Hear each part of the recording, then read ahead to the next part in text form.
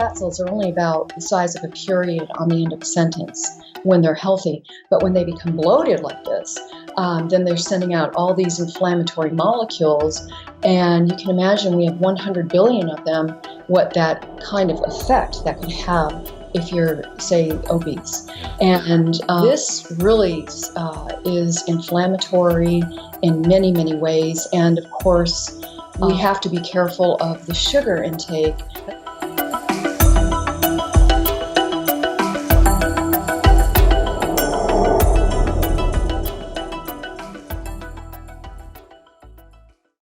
Dr. Lori Shemek, really an honor to have you on the HVNM program. Thank you, Geoffrey. Thank you so much for having me. I appreciate it. One of the biggest concepts and the focus areas of our podcast is talking about health span, longevity, human optimization, getting the most out of our short times on this planet. And one of the concepts that keeps popping up in a lot of our conversations is this notion of inflammation. And I know that one of your focus areas is really drilling down into the mechanisms and the good and potentially the bad of inflammation in our lives. So maybe we start there. On one hand, give it a background on how you came to look at inflammation as a key interest area. And then two, perhaps defining broadly, what is inflammation? I mean, let's just help define from the very, very fundamentals here. I was interested in low-grade inflammation long before it ever became a buzzword. And I know that many people know or have heard of inflammation now, but when I first started talking about it, they were just, what? Inflammation? You mean that causes heart disease? And so it was, it took me a long time to get to now. So my experience with low-level inflammation is what I call it. It started when I was a young girl and I saw my mother suffer from a constant stream of chronic health conditions. And so, it was really sad because I was a young girl. She was a single mother with 3 young children. And my mother could have made different choices, right? The inflammation, we could have prevented that, but she didn't know. I didn't know. And so she died, unfortunately, at the very young age of 36, leaving behind 3 young children with nowhere to go. And so that set me on the path of what I do now, helping people make different choices in their life.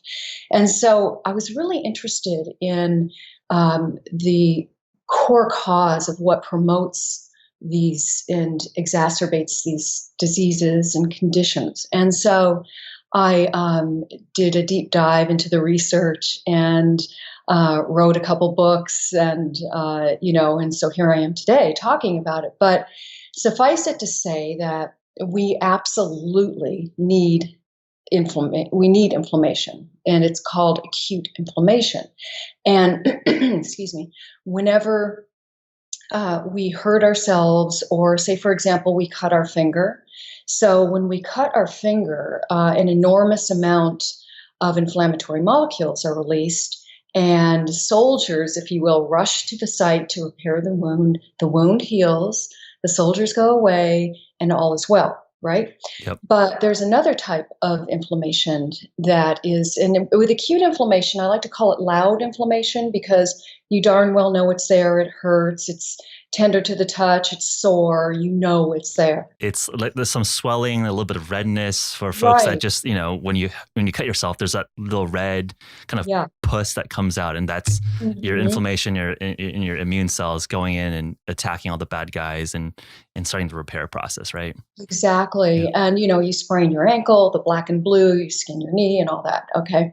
So that's a good thing. We need it to stay alive. Otherwise, we're just sitting ducks. We wouldn't be here. So it's an immune response, and that's very important to remember. And so the next type of inflammation is called silent or chronic inflammation. Some people call it low-grade inflammation. Some people, like me, call it low-level inflammation. But whatever you call it, it's like having a sore on the inside of your body that never heals. Okay. So it's similar to a glowing ember that, just is kind of there, just waiting for that fuel. Okay. It just never goes away. And then one day ignites into a full-blown fire. So that silent inflammation is really catastrophic in terms of health because it is the core cause, underlying cause of most illness, disease, faster aging, and even weight gain. And many people don't know that. And so when we have this low-level inflammatory attack, we manifest certain conditions such as heart disease, cancer, Alzheimer's disease, rheumatoid arthritis, you just name it, the list goes on.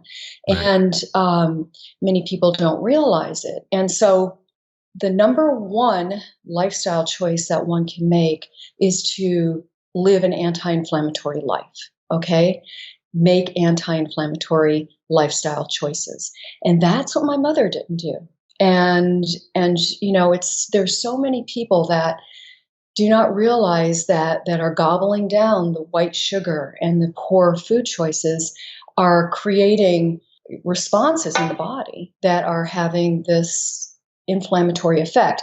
And, I always wish we had some sort of alarm that went off in our body that, even though we can't feel the inflammation at that point, one day down the road, we will. Let's absolutely talk about diet and nutrition. And I know that there's certain celebrity diets like Tom Brady's diet that talk about lowering inflammatory, triggering foods. But before talking about that, let's talk about some of the signs, as you're saying, around inflammation. And I know that some of our nerdier listeners really like talking about the biomarkers, things like interleukin 6 or cytokines, or the things that one could measure to detect some of these things, or C-reactive protein is another popular inflammatory marker.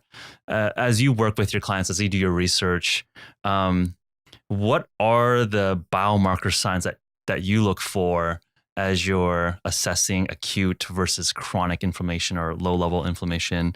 Well, I always like my clients to have a C-reactive protein test, CPR test, because that's a very accurate test. Okay. And if, it doesn't tell you where the inflammation is, but it does tell you that you have inflammation somewhere.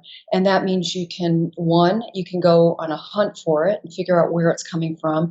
And two, you can start reducing it. Yeah. And so it's really important to get that number. We like to see a really low number, and most people are walking around, unfortunately, with a high number. And so that's one test that I think is very, very important to get. If people come to me and they're complaining of brain fog or fatigue or anxiety, for example, pain in their body somewhere, they have digestive flare-ups. These are all signs of low-level inflammation. Unfortunately, though, many people don't exhibit or feel anything at all, and they can have inflammation in the body, which is why I always say it's very important to get tested, and it's also very important to take a proactive anti-inflammatory stance in your life. And, we have, when you have a problem with low-level inflammation, you are creating all sorts of problems in the body. And from a cellular perspective, you have something called NF-kappa B, for example, that is really inflammatory. Okay, so you have this signaling pathway actually reaches into the nucleus of the cell, changing the DNA and promoting cytokines throughout the body. And this is setting the whole body up, not just locally, but the whole body up for inflammation. And so this is a very important signaling pathway.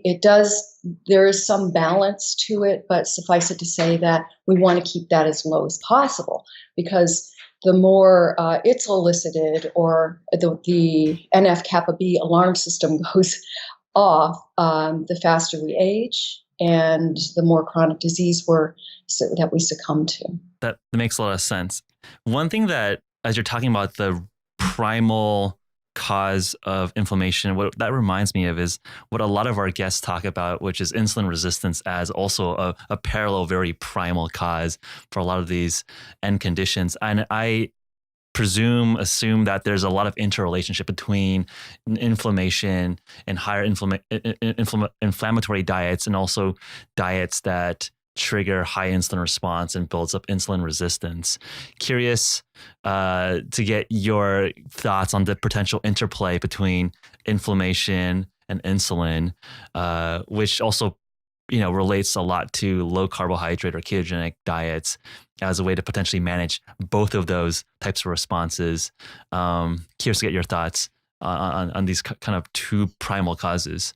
Right. That's a great question because they both are directly, part of the inflammatory response. So, within our cells, let's just say our NF-kappa B is the alarm goes off for that. Then we have something called the cell danger response, or CDR, that is that the mitochondria are, back to the old ancient mitochondria, but the mitochondria are really sensing organelles. Okay, so when there is when they sense danger, or they get the signal that danger is about, that's going to hurt the cell itself or the host, you, then it stops ATP production immediately within the cell. Okay, and ATP is the energy that our cells utilize in order for us to stay alive. And so when that energy stops, creation stops, it is then made on the outside of the cell. It's created by the mitochondria on the outside of the cell, which in turn then strengthens the cell wall. Okay, it firms it up, making it impenetrable to, say, viruses or bacteria or any other invader. And so that's really an important component to, a primal preventative way of overcoming inflammation in the body. And so once that occurs, then the body can then heal, and antioxidants then have the ability to heal and repair. So the regeneration can occur. And but the issue is cell danger response, or CDR, turned off. And in many cases rather, especially with people with chronic diseases and illnesses, weight gain, it stays on. And the only way it ever gets turned off is if the brain says, okay, enough, it's time to turn it off. It tells the mitochondria essentially that you can go back in the cell and start making ATP within the cell again. And this is, really important because a lot of people are walking around with this CDR and they have no idea. So what happens is, as a byproduct, we have insulin resistance, we have type 2 diabetes, we have weight gain, and obesity is people who are obese are walking around with CDR. Fascinating. So the CDR response, this is a new concept to me, triggers the mitochondria to leave the cell. Yes. And they start producing ATP outside the cell. So there's like a free floating organelle outside the cell membrane. And it's they fortify the cell wall. And as I'm sure you and your listeners are aware, the cell wall is where all the magic happens, right? Pretty much. And so that becomes, not much is going on. So we've all experienced cell danger response when we've had the flu, how tired and fatigued we feel. That is, or a really bad cold. Those are examples of CDR. But then the brain says, okay, you're okay now, you're healing, the inflammation's going away, and we're good to go. And then the mitochondria migrate back within the cell membrane.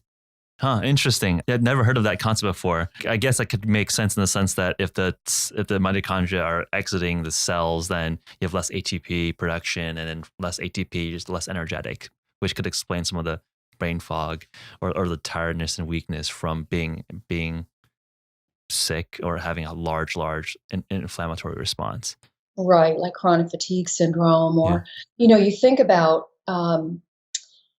the importance of our mitochondria, right? People underestimate those little things because they're just so tiny, and they're just we've all known from biology, right? They've just always been there, Yeah. but they are crucial to keeping us healthy and lean. Okay, Yeah. if we keep them happy, we're happy. The better off our mitochondria are, the more of everything that we can do. So again, they produce energy in the body, cellular energy, and when we have that energy, everything's working right. Our cells are working well, and the inflammation is there's a balance there. Absolutely. And I think that's a lot of where the interest is from our listeners around how do you create more mitochondria, mitogenesis, and there's good data around different types of exercises, strength training, aerobic training, different types of diets. You get on more of a ketogenic, being in ketosis triggers mitogenesis. So absolutely agree with you in terms of mitochondrial health. I think is becoming a growing interest area within both I think the scientific research community as well as practitioners and people trying to apply it into their everyday life. So moving into more practical tips or ideas, given the baseline understanding, how do we then control inflammation? How do we create a lifestyle, whether that's through food or different types of exercise or other environmental factors, should we be thinking about to reduce this low level inflammation that you talk about? One thing that we want to do, is I'm sure your listeners are aware of, is we want to activate NRF2, right? Okay. NRF2. And that's a pathway that tamps down on inflammation. And so there are many healthy lifestyle choices that we can take in order to do that. And, I talk about a lot about getting quality sleep is really important to activate this signaling pathway. And we want to remove gluten from our diet. There are those of us that can eat gluten, and I had the 23andMe test, and it showed I was at risk for celiac, but thank goodness I'm not. Yeah. But that's something that activates. Something like NF-kappa B. So you want to exercise. You definitely want to get some HIIT in there, because that research has shown increases not only mitochondrial growth and number and the health of the mitochondria, but it also increases telomere length, and really important component to optimizing health. So telomere length, they have shown, now there's a few studies that show telomere length is can be a problem, depending on depending on is it too long? Are their telomeres too long? Or is it part of a cancer or something? Then you don't want uncontrolled growth. Telomerase is Right. There's too much telomerase. So they're really there's a lot of research showing that the longer your telomeres, though, the better off you are, and it's more of a genetic, really biomarker of age, if you will, and health. And people with the longest telomeres are the leanest, longest living, healthiest people out there. So, what can we say? Yeah. So that's a really good, that's important. So that NRF2 is also, we need nutrients. We need supplements that are going to boost this pathway. And there's something called epigenetics, I'm sure your listeners are aware of. And that is where we used to believe that our genes were just set somewhere in a glass case, and that was it. If your family had heart disease, too bad, girl, you're going to get it. And cancer, et cetera, right? And obesity. But we now know that through epigenetics, that the choices that we make, we have 80 to 90% control in the outcome of our health. And so if we're choosing negative or not healthful food choices, then we're going to get lousy gene expression, okay? And we do have genetic we are predisposed to certain genetic conditions, but we do have the awesome choice of not going there in most cases. Right.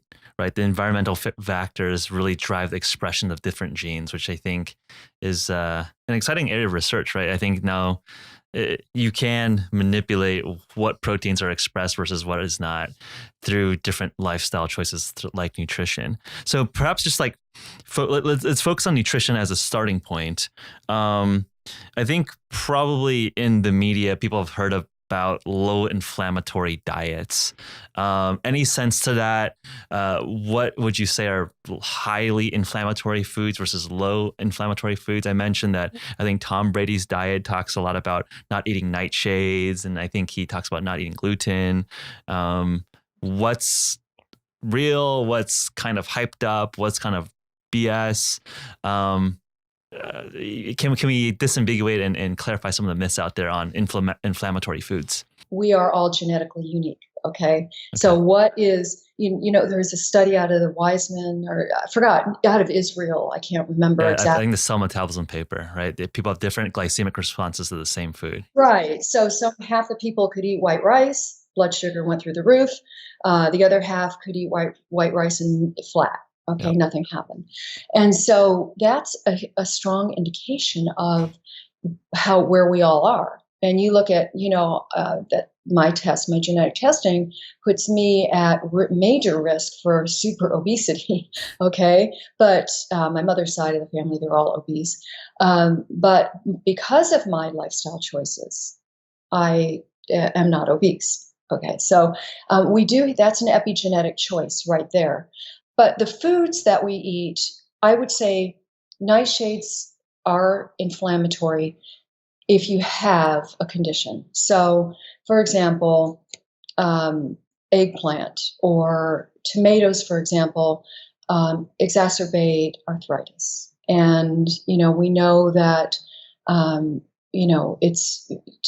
they're very good for us. They're very healthy, unless you're on the ketogenic diet, but if you're intermittent fasting, that's a whole different story. But again, I always have people be their own case researcher, okay, their own study, because it's really difficult for people to know exactly how a food's going to react with them. So, but you do have to generalize, okay? So in my books, I've generalized anti-inflammatory foods are absolutely critical, in my opinion.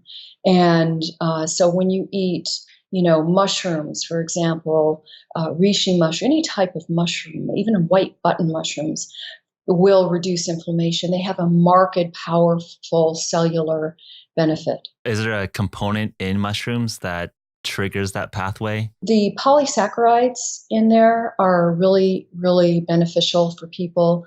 They, every single type of mushroom has a different effect. I'm sure you know. Some are magic mushrooms. Yeah, and not not the other kind of mushrooms. Yeah. But so, but yeah, we have blueberries. Are excellent choices. You have spices like turmeric. You have, cold water fish. The omega-3 fat in cold water fish is excellent. Protein in and of itself is anti-inflammatory. So we want to keep our blood sugar as low as possible. Want to keep our insulin tamped down as much as possible. And in most cases, the anti-inflammatory diet will do that, assuming you're not adding in grains. So in terms of macros, it's essentially, it sounds similar to a low carbohydrate diet. And when you're working with clients, or as you're looking at, what your protocol is, are you trying to target ketosis, or are you just trying to reduce carbohydrate intake? I mean, essentially, how important is being in ketosis in terms of managing inflammation? It's a benefit at some point. Okay. But I always want people to get out of ketosis as well. I love the refeeding method, but the carb reloading, if you will. But, what I have my clients do, and what I personally do, is I eat a very low carb diet and go into ketosis probably every day, but essentially overall I eat a low carb diet. Do you intermittent fast?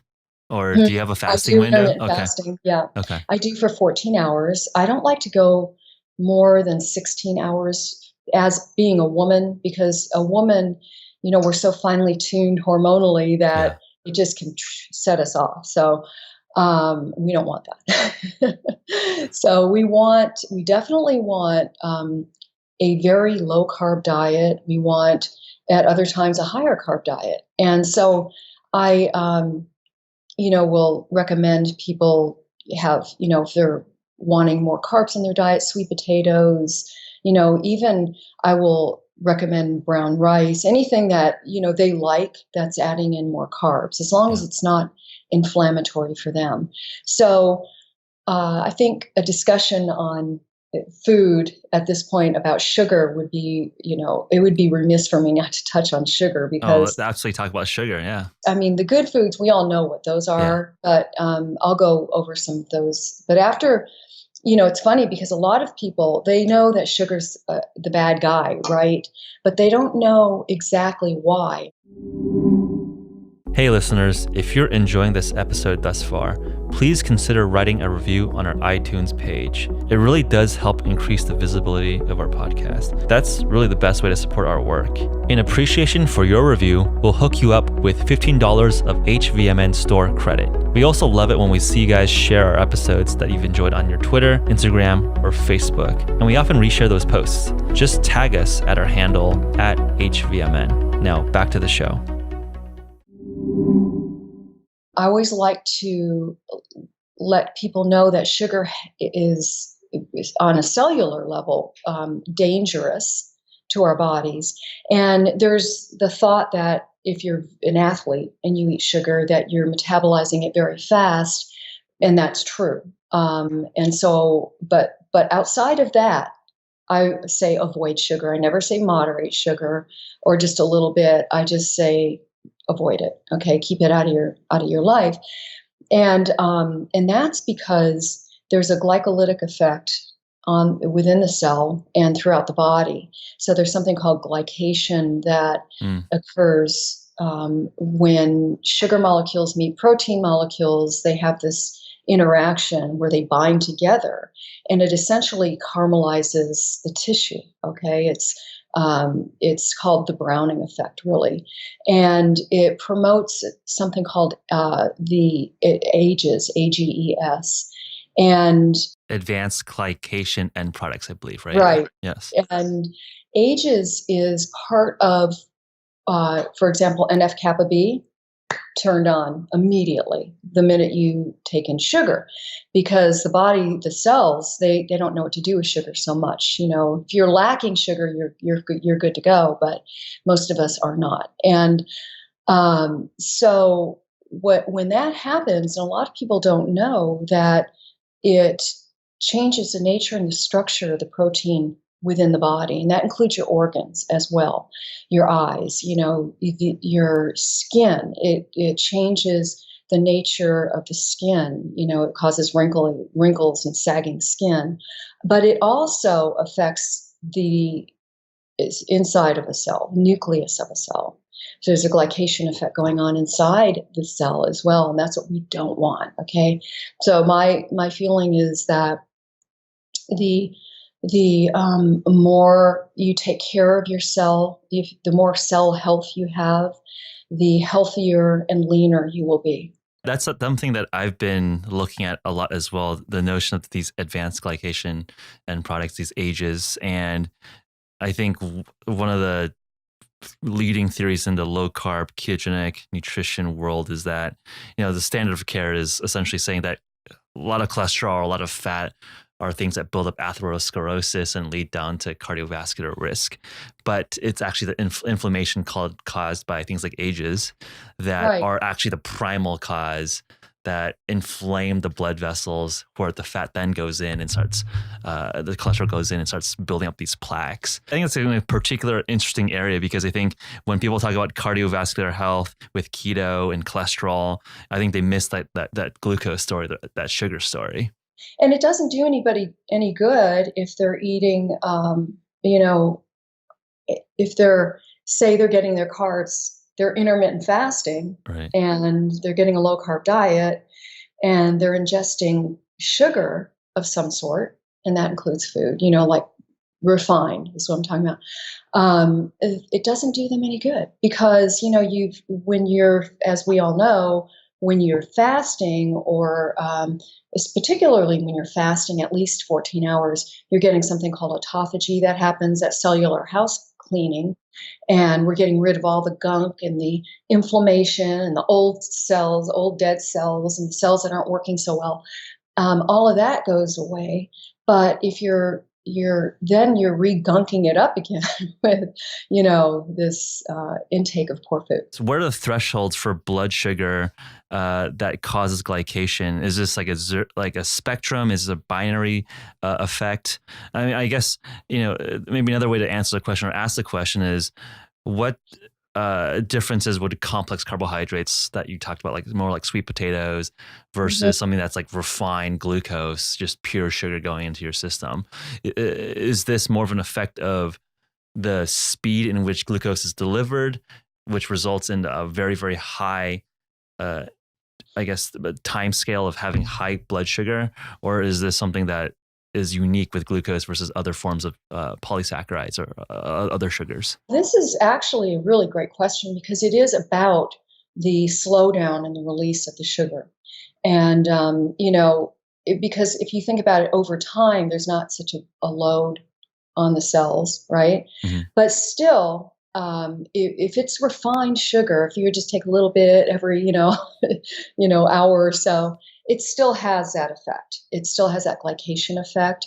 And I would say, those of us who keep our blood sugar relatively low, let's say 80 below, we don't have much glycation going on. Mm-hmm.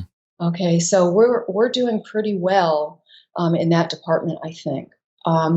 But I don't know. I don't have any literature specifically that would go to that point, but that's a great, I'd love to find out. Because it would be interesting in the sense that end of the day, carbohydrates break down into glucose, and glucose is a valuable substrate for metabolism. We need some sort of sugar, whether that's exogenous sugars that we do eat through carbohydrates, or we make our own through gluconeogenesis, right, through protein or fat.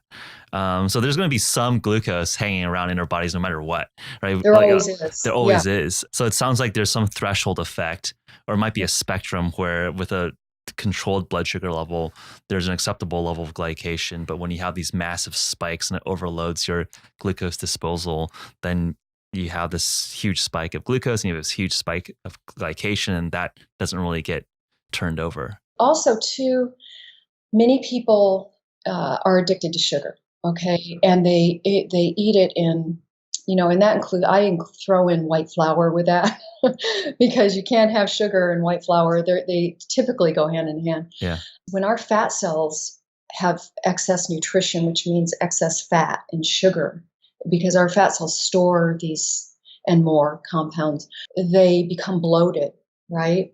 And these fat cells then act as if they're infected, and they send out these inflammatory molecules, and they recruit molecules such as macrophages, and it creates a whole immune response. Remember the word immune that I used early on. And this response is not just within the fat cell because it circulates throughout the body.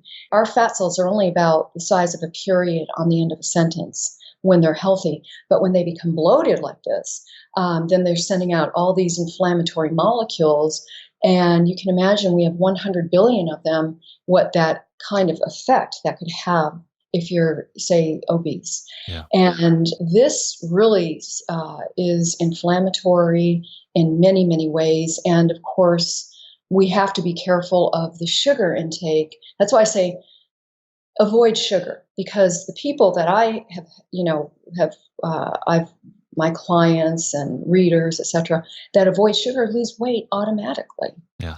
Because the body just does not know what to do with excess sugar. Right. And that creates an insulin issue, et cetera. So my book, my last book, How to Fight Fat Inflammation, actually, takes away the inflammation and the fat cell inflammation, and people lose weight and optimize their health. So I can see why that strategy works. Absolutely. One thing that I wanted to bring up and was this notion that you talked about advanced glycation products causing some sort of browning effect, and that can we tease into that a little bit? And I want to make sure that's likely and distinct from brown adipose tissue versus white adipose tissue. And I think that's been an interesting area of recent research, the different types of adipose or fat tissues. Can we touch upon those two topics? Absolutely, yeah. So the browning effect occurs, because it's kind of like when you've seen the crispy brown potatoes on the stove, yeah, or you've seen the fried chicken, the crispiness, right? That same process occurs in the human body when sugars and as I mentioned before, proteins connect. Okay, so that's the advanced glycation end products.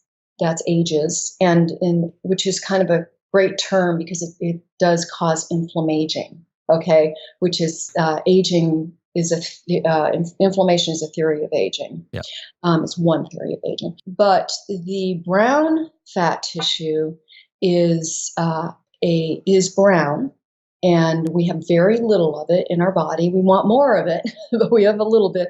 We're born with it. Okay, and then white fat tissue is that jiggly mass that we all feel, on our stomach or our arms or the backs of our legs or something, and that's white adipose tissue.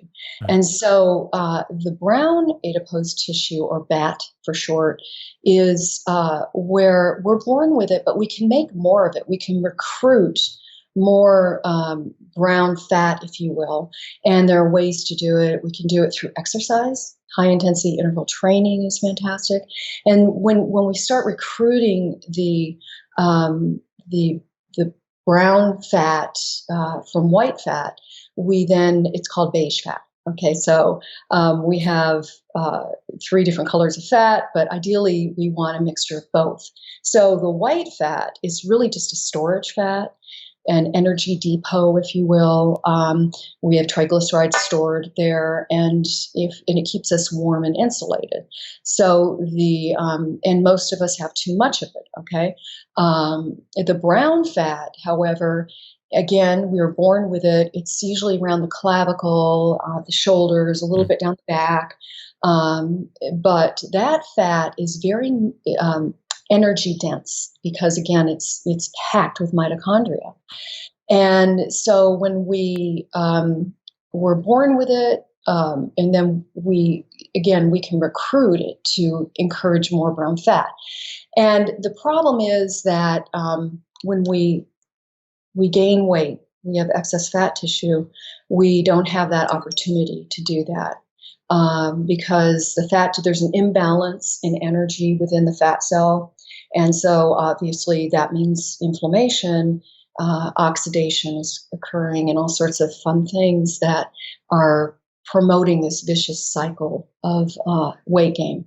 So we can promote brown fat, and we can remove white fat if we want. I've just been reading a little bit of literature in that space where, as you mentioned, high intensity interval training is helpful for that. There's some interesting data perhaps on cold ice plunge therapy type things could be interesting for converting white to brown fat. They've done research with temperatures, right? Yeah. So temperatures between 63 and 66 degrees, just a couple hours a day, actually promotes more brown fat. Yeah. And there was this man, I was reading this article, and he lived in Seattle, and Seattle in the winter is cold. Yeah. But every night he would sleep with his window open, and you know how cold it gets there at night. Yeah. And he, was like just as thin as a rail, that guy. But very interesting, N=1 experiment there, Yeah, and then berberine is a nutrient that one can take to amplify AMPK and to shift from to more brown fat in the body. Yeah, going back to diet for a second here. So we talked about restricting carbohydrate, and obviously in terms of nutrition, it's kind of zero sum. If you have lower carbohydrate, well, you got to get calories from either more protein or more fat. Mm-hmm. One of the topics that I think is worth talking about and clarifying for people are, I think in terms of protein, I think people have a decent sense that you need to have enough protein to maintain lean muscle tissue. But fat, I think, is the one that could be confusing to people. Not all types of fat are necessarily the same. I think there's polyunsaturated fatty, fats, seed oils versus saturated fats from animals, or coconut oil or MCT oils. Curious, in your experience, what types of fat that do you tend to gravitate towards? And then maybe piggybacking off of that, have you been following some of the discussion around even going full into carnivore diets where you just completely remove vegetable matter at all and just go completely heavily into saturated fats and all of that? Curious to get your sense of the world of fat. It can't be overstated that vegetable oils or processed seed oils are to be kicked to the curb. Okay, those are so inflammatory, and it just it stuns me whenever I go into Whole Foods, for example, and they have all of their most of their products are made with canola oil. Yeah. And but when you see these oils, people think, oh, vegetable oil. It's vegetables. Yeah, it seems good. It seems healthy. Yeah. I grew up thinking that too. Well, vegetable is in there, but so corn oil, vegetable oil, canola oil, cottonseed, safflower, peanut oil, all of those. Soybean oils, big too. Soybean are just not healthy at all. So kick them to the curb. One thing that, again, people I think should really understand, which is, why are these so highly inflammatory? Just as with refined sugar, it's a highly processed food, right? And the body, from a cellular perspective, doesn't know what to do with it. So it just says, okay, either I'm going to burn it really quickly, or it's going to be stored somewhere in the body. And then because we should only be carrying a little bit of glucose anyway, it gets stored typically, okay, as fat, gets turned to fat, especially in the liver. And that's a whole nother situation. But there's something called arachidonic acid that is created when you have these oils. And arachidonic acid can be good, but arachidonic acid also it's like a good cop, bad cop. And it's inflammatory as well. So again, the body is floundering around trying to figure out what to do with processed foods, and that's why. So there was a study that came out showing that just 4 fast food meals a week raised your mortality risk by 64%. So that's just 4. A week. And how many people eat fast food every day? Yeah. On the way to work, on the way home to get dinner, at lunchtime. It's just terrible. So, a lot of these processed foods, they have inflammatory oils in them as well, because they're all cheap oils. Yep. Food manufacturers know that they're cheap, and so that's why they use them. Yeah, and one thing to piggyback off your thoughts there is that, we've all seen a soybean, we've all seen corn. Like, where's the oil in that vegetable, right? And it's like you can't like squeeze it out. And I think just from that very simple elementary school level, the oil that you see that's like very pure, like in uniform and very cheap, how do you get that from like something that you can't really even taste the oil from? So I think that goes back to the highly processed nature of how you talk about these oils, and that's something that I've been very keen, personally focused on as well, just reducing the amount of seed oils that I consume. And it's very, very hard because so much that's the de facto oil that's used now. I know, it's really terrible. Yeah. And many people think it's, oh, I had this, and this, or they're cooking on YouTube and they're using their canola oil. And I'm going, oh, yeah. You ruined your meal. Yeah. Okay. So PUFAs or seed oils, let's try to avoid those. We want monounsaturated fats. Yeah. So we want avocado oils. We want coconut oil is fantastic, even though it's high in saturated fat. It is very good for you. It's an anti-inflammatory oil. Macadamia nut oil is fantastic. Olive oil, of course, is excellent. Just don't heat it up too high. Yeah. So those are my go-tos. And how about animal fat? I mean, Excellent. go into more on the carnivore side. Have you looked at that? I mean, you think it's crazy? You think it's interesting? Curious to get your thoughts there. When I first heard of carnivore, I went, "What?" You know, I Yeah, was totally not on board with it. yeah, Um, but but I do. Okay, so I do have a feeling that the people are missing out somewhere if they're not eating the right types of meat. Then they're going to be missing out on some really important nutrients. So I think it's if they're doing carnivore or mostly meat, they need to really either take a lot of nutrients, or make sure their meat is really quality meat. right. Um, but yeah, so I've had a couple people on my podcast that are carnivore, and they had me changing my mind a little bit about Yeah, it because, for one, I know for a fact that they're giving their bodies a rest, no matter what. So if lectin with plants and other toxins with plants are an issue for many people, then this is going to allow them to heal their gut. Maybe just a month, right? And then they can get back on the plant train again. But I think that it's really beneficial for people who are suffering from gut distress. I yeah, really do. Um, but yes, I believe in animal fat. I think animal protein is fantastic. Um, I'm not a fan of the vegetarian diet because I feel like they're missing out on a really important component in terms of optimizing their health, and that's protein, yeah. B12, and I agree with you there as well. I think there's a moral and ethical argument of not eating mammals, and I think that's very commendable. And I right. personally I understand and empathize with that point of view. But I think when you talk about health of you as an individual, clearly there's a lot of value in the nutrient density of animal protein and animal meat and animal organs. I mean, I think that's just pretty Right. consistent through literature and as well as in all the data there. So, I had Dr. Garth Davis, yeah, and he's the author of Proteinaholic on my show, and he is made plant based all the way. And he and I would go back and forth on Twitter about this and that, and yeah, he'd always jump on me if I brought up plant meat, right? yeah, And it's so interesting because everybody has their research that they can pull out, right. but from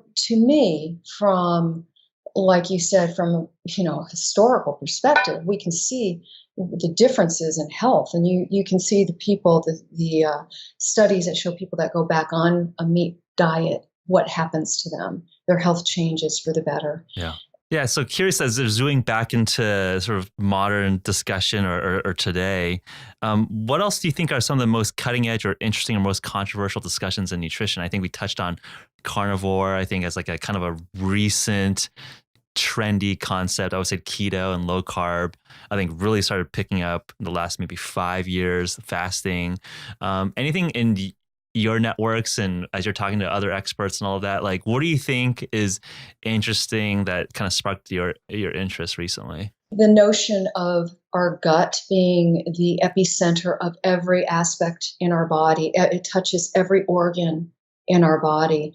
And it's not as sexy as the carnivore diet, of course, but it's been around at least, in terms of in the public eye for about 10 years.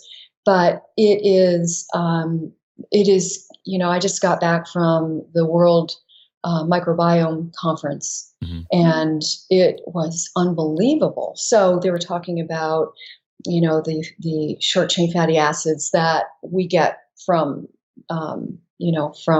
eating fiber, right? Yeah. From vegetables, etc. And I started thinking about all the people that are missing out, like on the carnivore diet. And yet, if they're taking ketones, though, that's a whole different. They can make up for that. The Right. BHB. Yeah, BHB Yeah, can be a fuel for gut microbiome as well. yeah. I think that's a really important point, and that there's new information in the area of bacteria, and the hygiene, the health hygiene theory, where we're all just way too clean. Mm. So they have recently found mycobacterium. There's a fat in a bacteria, okay, that has been shown to take away depressive symptoms. And this, of course, I'm sure you're aware that depression is an inflammatory issue as well.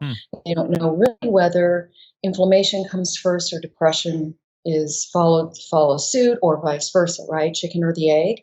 But nonetheless, this is really interesting in terms of what's on the horizon. So fat, bacteria. Interesting. And I also agree with you on the gut microbiome. I think there's more and more literature and research in the area. But I think from a intervention perspective, it sounds like there's a little bit potentially early in terms of saying, oh, you want this strain or that strain. I think it's still a little bit early for that, but absolutely a very fascinating area of research. Yeah. In fact, there were multiple researchers, and they were all presenting their latest research on the gut microbiome. And they actually said, hold off on those probiotic supplements because, some could be worsening your condition, because we don't really know what all those strains are doing, right? We have, lactobacillus might be good for most people, but other than that, we don't know. Absolutely. So as we wrap up here, I always like to ask this question to my guests. And if you had infinite resources to run a study, and you can recruit infinite types of people, whether they're tall, short, blue, green, they're diabetic, or they're completely healthy, what study would you run and what questions would you want answered? I would love to see how the different foods affect people's microbiome. I think I would love to see that researched more. We're in the process of doing it now, but I would love to see, if I had all the money in the world, I could answer that question. Yeah, that's a good question. I think that data would spark a lot of interesting companies and products and all of that, and also just change people's lives. So I think that's actually a really practical, very practical study. Awesome. Lori, thanks so much for taking the time to share your insights into inflammation and different health practices. So I know you're on Twitter. Where do our listeners find you? What are the projects you're working on for the rest of the year? How do people follow along? Yes, you can find me on Twitter, Lori Shemek, on Facebook, Dr. Lori Shemek. You can find me on Instagram as Lori Shemek. And I have 2 books on Amazon, How to Fight Fatflammation and Fire Up Your Fat Burn. And I have a book coming out, The Ketogenic Key, at the end of the summer. And I am working on a huge program for people to really optimize their health, reduce inflammation, create better habits, everything one needs to optimize their life. Awesome. So we'll have to stay tuned and catch you as the book is released and all of that. Thank you. Thank you. It's been an honor. Thank you. Thanks for tuning in this week, everyone. If you want to learn more about HVMN and our offerings, visit www.hvmn.com/pod. Also, by writing a review on our iTunes page and sending a screenshot to podcast@hvmn.com, we'll hook you up with $15 worth of HVMN store credit. Our last shout out goes out to our listener survey, which lets us know who you are better so we can continue making episodes you find most valuable. Visit go.hvmn.com/podcast survey for that survey. It'll only take a few minutes, and new submissions are eligible for an HVMN ketone giveaway. Until next time, eat well, train smart, and live your life.